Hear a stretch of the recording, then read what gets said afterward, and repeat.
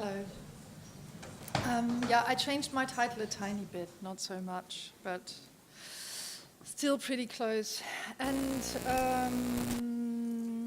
yeah, I also, no, I didn't really change the topic, but in writing about what I had advertised to write about in the abstract, I realized that it didn't really make so much sense, so I changed it, but we'll see about it. So, in her study of figures of, bless you, effeminate masculinity in 18th and 19th century painting, Mechthild Fendt restates a banal but still much sidelined fact in very clear terms, namely that a sexual identity that exists within a causal dependency of the person's gender in the form in which it became a central part of the personality since the 18th century within what Judith Butler has termed a binarily organized heterosexual system, did not exist previously. Only in the 19th century, the conception of homosexuality as a predisposition and as a characteristic covering the whole personality was established. The term homosexuality itself, like the even later concept of heterosexuality, originates from the 19th century. The genders we are transgressed by in all our sex are very modern. And by modern, I mean they are genuinely colonial and national in origin. Women and men are capitalizing figurations, the functionally shaped role models of a history of organized systemic reproduction. They aren't fun, and yet they encompass a libidinal life in which fun isn't entirely foreclosed. But then again, what is fun, and whose is it? Rather than answering that questionable question within the imaginary horizon of some decapitalized post-gender sex, we might want to invert the future-bound trajectory of modernity and investigate the forms in which the not-so-modern sexes on the threshold of the endless present that Fendt discusses as hermaphroditic and androgynous have never fully ceased to exist besides and through their modern disambiguations into what we now call cisgender. Because realizing instead of derealizing ourselves means lastly to remain entirely within the capitalizing logistics of subsumption and sublation that lately not only liberally allow for expenditures beyond reproduction, but in their financialized version are systematically built on human expenditures that have little to no actual chances of reproduction. To simply reject reproduction is a privilege, because imagining one's own expenditure when you can is really not enough, not even close. It's nothing but a self-realization adorned with negativity. And with Jamie Pack and Nick Theodore, one might ask if what we are facing today is still neoliberalism. That's the title of their text. Because in the last decade, liberal modern rule has developed a very specific state of contemporaneity that fosters such nihilistic narcissisms. Sorry. I'm not good in reading from a computer. In the intervening rollout phase, neoliberalism's own institution-building moment was partly about making and reproducing new subjectivities, rationalities, and governmentalities. Then the reactionary forces of the present conjuncture have been primarily arrayed against this inheritance. As the reactionary dynamic in neoliberal statecraft shifts from a series of strategic and situational responses to an antithetical or alien other, like socialism, to various forms of plundering and cannibalization, as red line or hard shell defenses are erected around a recalibrated set of neoliberal priorities and privileges, once again pushing the burdens of risk and restructuring onto marginalized others. Even if I am never entirely sure why the word liberal needs a neo to be contemporary, the observation that it is not so much a developmental logic, but one of proprietary fortification that stabilizes our societies right now, seems quite convincing.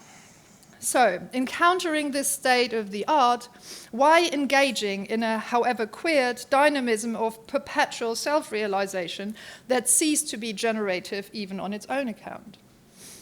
If the modernization of sex, the history of the two liberal genders, can only systematically capture desires in the perspective of their capitalized proliferation, is that then not, on the one hand, a fairly limited way of understanding sex, and on the other, one which appears to have outlived itself and currently descends into plundering and self-cannibalization? Isn't the insistence that we have to fully work through the modern two-gender model again and again in order to emancipate ourselves from it not also quite simply one of the most effective ways of its perpetual reinvigoration? Maybe heteronormativity and its heteronymous alternatives are, as has been argued in different versions by writers such as Monique Wittig and the early Paul B. Preciado, just not the most generative pathologies of desire to look at when working towards a formative disintegration and possible self-expropriation of our colonial and capital sex. Does anybody have a Taschentuch? Sorry. Thank you.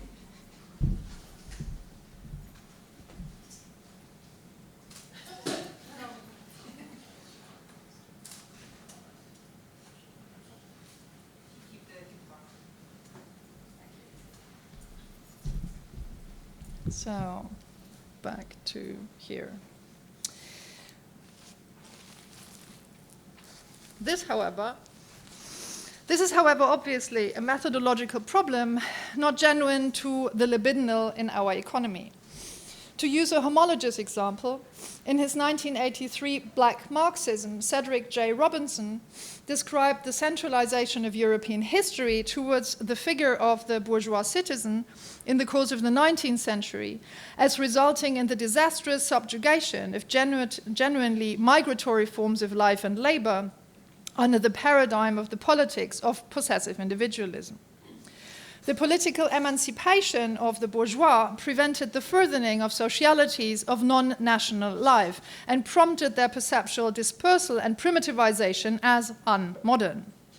In a time in which the modern bourgeois public is in a perpetual state of unraveling, like today, it might seem not far to seek out connections our present entertains with the histories of those forms of social metabolism that Robinson and others have charted as having been unmodern. This is not to simply identify with them in a sort of redirected, externalized cannibalism, but in disidentifying ourselves from our fortification against them. Faced with the unremitting brutalizations that modern life entails, one might want to turn towards expanding the perspectives of what is historical as well as present-day dynamism of disintegration, which we are implied in, instead of turning once again towards its endlessly repeated reinforcement. Melodramatically put, in the best case, this might render our sexes exceedingly unrecognizable, not primarily to others, but to ourselves. Mixed gender sex really does not need to be heterosexual, and neither does same gender sex. So if we understand heterosexuality as the liberal bourgeois sex that it is, we might ask, what if it was really just a phase? An arbitrary variation of humanized desire that attached itself integrally to living forms in the course of their modernization and has, in the unfolding of capital's not-so-recent financialization and deliberalization, suffered a major loss of systemic significance. And while little is to be mourned about heterosexuality's contemporary destruction, there is at present also no simple way of dancing on its grave, if there ever was. Much of the artistic and aesthetic productions that one associates today with the sex of 1968, a moment recalled not only for its anti-colonial origin and its anti-capitalist radicalism, but also for its excess of liberatory libidinal potential, is affirmatively transgressive. And while the mannerist version of such transgressions, like Jack Smith films Flaming Creature and Normal Love, both from 1963 and 1964, were conceived of distinctly before the moment that has been historicized as the threshold of a revolution that ended in Europe. The imaginary of 1968 itself is not least one of endless scenarios of unbound heterosexualities. Scenarios that to me, and there's an example, yeah, Jean-Jacques Lebel. Scenarios that to me ultimately seem more traumatizing than liberating. But while such figures of transgression, think also Vienna actionism, might ultimately bear no liberating promise, they, in Peter Gauzen's view, who developed what he calls his Sexualästhetik after 1968, not least from his and Hannel Krug's participation in their actions, act out a perpetual process of the exteriorized desocialization of their gender, of their sex. Gauzen's perspective is ultimately a modern materialism of social degeneration. His making unethical of central categories of modern aesthetics uses art as the possible site of a degeneration of the modern genders, ensuring a change that needs a more than argumentative intelligence, an illegal intelligence, which does not let go of happiness even in its decaying forms, one which does not divest itself of its asociality but bears its deformations, its social incapacitation, and employs it as an instrument of potent influence over the socially functional forms of enjoyment within consumption. He's not without pathos, but love it. So such a Sexualästhetik is not just a niche within philosophical aesthetics, but rather that very discipline's weaponization against the nationalized normalizations that psychology and psychoanalysis inevitably entail in their roles as modern scientific disciplines. In another product of 1968, so those were all examples which are from that year, really, William Greaves' film Symbiopsychotaxiplasm Take One, filmed in New York Central Park. The process of producing a film itself is exercised via the perpetual restaging of a scene of marital heterosexual discord. The theme of the film is, as Greaves, as on-screen director in it, explains sexuality. And the dialogue that Greaves scripted in the film and for it to...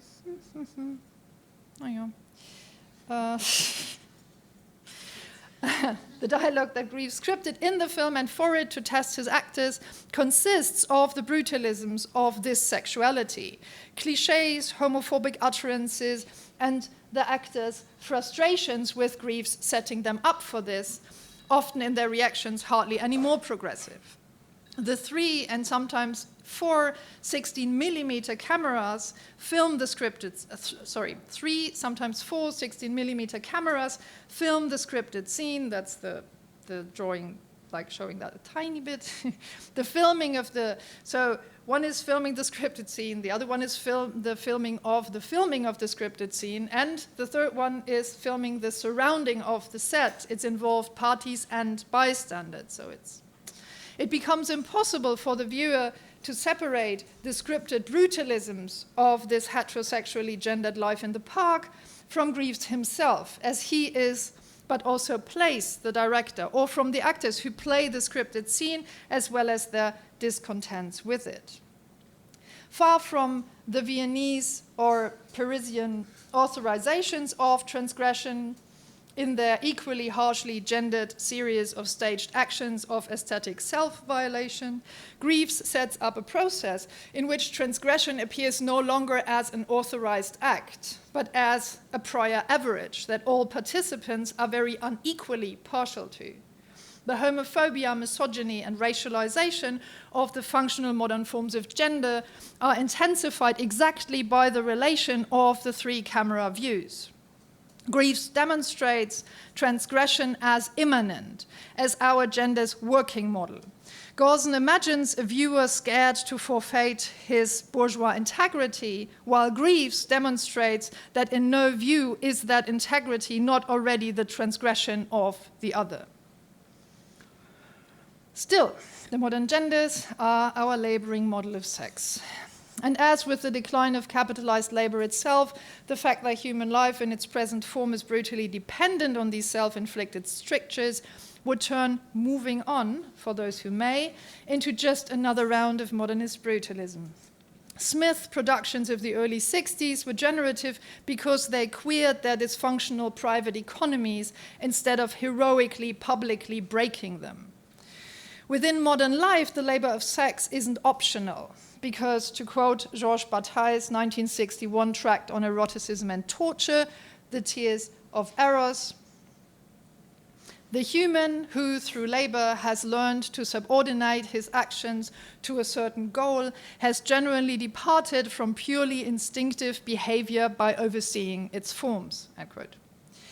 Even if Bataille's use of the instinctive might make one cringe, he does not employ it to offer a purview of libidinal origination, but to lay out a space of modernized desires that is fenced in by two equally colonialized horizons, labor and nature.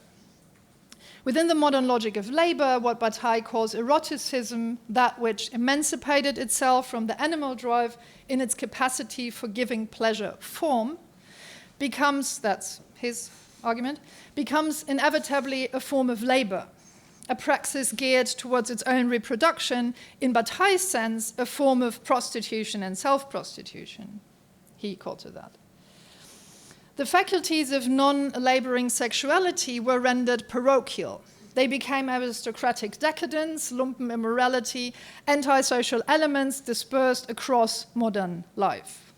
Like Robinson's migratory workers, they do not cease to exist, but their perceptibility as a social force is systemically undercut. Their familiarities are rendered beyond recognition, and where their histories are reoriented towards their capitalized dysfunctionalities, they return as distinct and singularized psychological and/or social pathologies. Fendt describes how the figure of the hermaphrodite shifts from being the emblem of a lavish sex into derealization. They are relabeled as a mythological scam within the last decades of the 18th century. That's in the encyclopedia, like one can really go through different versions of it, and at some point it's the hermaphrodite being the bearer of all sexes, and then in like a couple of versions later it's the one who pretends to be the bearer of all sexes. And the shift is made because the argument is there cannot be a true hermaphrodite because otherwise that person would be able to take over all the functions of reproduction, of procreation. So it's the streamlining, like, couldn't be more obvious. Anyway, but still. To quote Peter Gorsen from his 1984 Sexuality, because I like him so much, both the obscene blending of gender characteristics conveyed by class society and the sexual aesthetic intention directed towards a hermaphroditic human type contain an unmistakable reference to a reconciliation of man and woman in a society that no longer knows the difference between who rule and those who are ruled by gender. Sorry. He studied with Adorno. You can see it in how he structures sentences. So, our obscenities could become unmodern, generatively uncritical, and affirmative towards solidarities of deliberalization. Such retemporalizations of our present desires, however, are also, as demonstrated in Gorsen's view, not directed towards opening up the immediate relief of utopian prospects. Rather, they move back through the desirous brutalisms of our origination. In letting us enter into a horizon of shifted heteronomies and reattributed expenditures, our liberal strictures, privileges, and their genders are emancipated not in the sense of being liberated. Quite on the contrary, they become captivated in the unmodern forms that facilitated them. They are partial to what Luce deLire, in a recent text, has termed virtual materialism, which I read for the new queer, which I read for in preparation of this and found really interesting. So I'm quoting it now, even though it's a bit awkward. So they, to quote her, engage in emancipating the unemancipatable, end quote. This, to me, is an exercise in expenditure, because in its focus on the virtualities of our still all too modern sexes, it replaces the lineage of surrealist Breton-style projections onto what Sigmund Freud popularized as the unconscious, as a shared territory of bourgeois interiority, with an expanding sense of exteriority.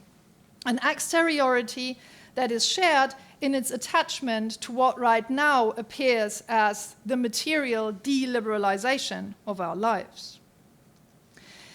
In his 1991 The Orgy Calculus, which I'm going to show a couple of images from because the images are so great, but also his commentary on the images are really fantastic, I think. In his 1991 The Orgy Calculus, Karl Töpfer engaged in one of the historiographic formations of such a virtuality. He investigates a lineage of unmodern desires that refrains from orienting itself via the emblems of deviance offered by the modern pathologizations of sexual misconduct. Instead, the figure of the orgy serves as what he calls a theatrical calculus, a complex pornographic relation between word and action, end quote. From the observation, and I quote him again, that only the promise of the orgy is popular, never the reality, end quote, Töpfer argues the orgy as an inversion of the liberal public sphere, an aristocratic fucking up of bourgeois emancipation. And he also uses the Vienna actionist as example, and the person who we see in the pictures, the woman who we see in the picture, is actually Hanne Krug, Peter Gorsen's partner, and Peter Gorsen is there, next to Hermanitsch. So it all comes together. Anyway. Originating in the clandestine theater of pre-revolutionary Paris, loving that comment, and now I'm going to pause a bit for you to read the stupid comment. Originating in the clandestine theater of pre-revolutionary Paris, the freedom of orgy is, in Töpfer's words, synonymous with an ecstatic pleasure in complexity of signification. Orgy is not freedom from system, devices and structures of signification. It is an excessive manifestation of system. Monumental intensities of feeling or intimacies of signification do not necessarily depend on the appropriation of large spaces, many bodies, or multitudes of sensations, but they do depend on reaching excessive magnitudes of complexity in communication, end quote. Töpfer's timely repetitions of the word signification aside, he establishes a generative intercourse between the virtuality of the orgy, I would say, and its materialism, the pornographization of clandestine language as opposed to public language. As in his earlier work on Oscar Wilde's 1891 play Salome, Töpfer is after what he calls an ecstatic language, a verbal sex that again defies this one central aspect of modern gendered life, that its bourgeois forms need to possess their gender, its interiority. Its origination lies in the same history that Robinson tells, that of emancipation as selective interiority, discerning in the process of, quote, subsequent refashionings of self-consciousness in Europe in the 18th and 19th century, and I'm quoting Denise Ferreira da Silva, and I quote her again, a stage of interiority that is the force that guides the production of human knowledge and culture, end quote. The identification of this developmental state enables in its disidentification from what Ferreira da Silva calls a prior stage of exteriority, the mode through which scientific knowledge describes the setting of natural phenomena which transformed the exteriority in that the racial refigures as a scientific device into a substantive, preconceptual, and prehistorical marker of the outsideness of the others of Europe. So a life void of interiority. Even if this might paper here was not originally dedicated to facing Europeans' colonialism. It cannot but encounter its presence on every threshold of the genders it hopes to historically and presently disintegrate. And while someone like Fendt, a German art historian like me, discusses what role the European conception of art proper has come to play within this scheme, namely that of being an aesthetic safe haven for this colonially established horizon of strictly male and by late extension female interiorities within nationalized and capitalized ethics, the Jamaican novelist, dramatist, and philosopher Sylvia Wynter has traced this very same development further back into its prehistory. In her seminal text, The Ceremony Must Be Found, from the early 80s, Wynter maps out in how far the constitution of the subjects of this nationalized, gendered life of functionable desire was determined intrinsically by the secularizing truth claim that a European literature, a text, a writing that emancipated its truth claim from being a God-given text, and she uses text and literature in inverted commas, that's why I do this all the time, came to hold. So the generative normalization of language, its racialization and sexuation, according to Wynter, in its rejection, necessitates liminal forms of articulation. What she calls literatures is based on establishing relationships between those lives, those sexes, those exteriorities that were rendered liminal within this narrative normalization. The sphere in which Wynter's ecstatic language, to reuse Töpfer's term, is situated is not an offering, but to a simple recannibalization and re-externalization of those minoritized and made liminal, but it emerges, as Wynter argues, from the relations of the different and often opposed forms of liminal life. So this is not about transgression, or rather, this is like the structuring of Grief's film, a perpetual attempt to, in all solidarity, act on and through prior inflicted transgressions.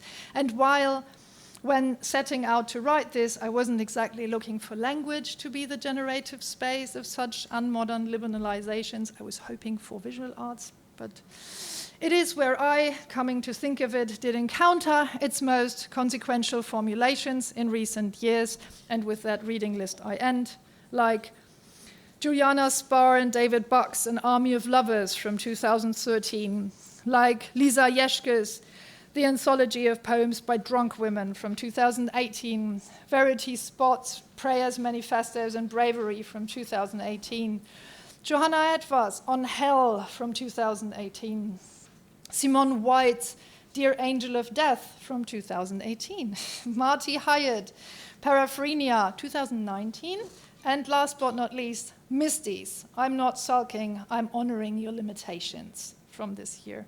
Thank you.